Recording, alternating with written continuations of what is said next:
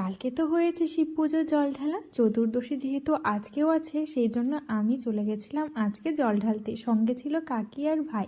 কোথাও যেতে গেলে আমার মায়ের শাড়ির ওপরেই নজর পড়ে। আমার যতই শাড়ি থাক না কেন আমি কিন্তু মায়ের শাড়িটাই পরি।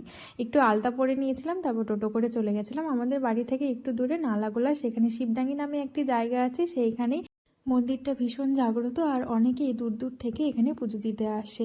প্রচণ্ড ভিড় ছিল, প্রায় 2 ঘন্টা লাইনে দাঁড়িয়ে থেকে তারপরে শেষে পুজো দিতে পেরেছি। আর ভেতরে ঢুকলে পরে একটু সময়ের মধ্যে তাড়াহুড়ো করে পুজো দিয়ে বেরিয়ে আসতে হয়।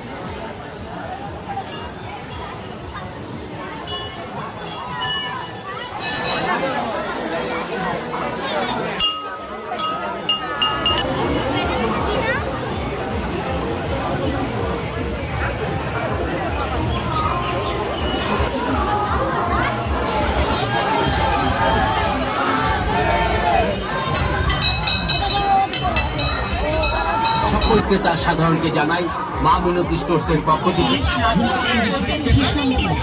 বিশেষ করে মনে রাখবেন দাম মাত্র 60 টাকা।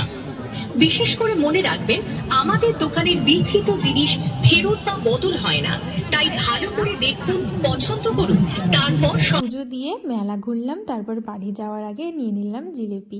জিলিপি তো কিনতেই হবে মেলা ঘুরতে গেলে। আর এইদিকে আরও কয়েকটা মন্দির আছে, সেইগুলো একটু দর্শন করে নিলাম। তারপর আইসক্রিম খেতে খেতে সোজা বাড়ির পথে।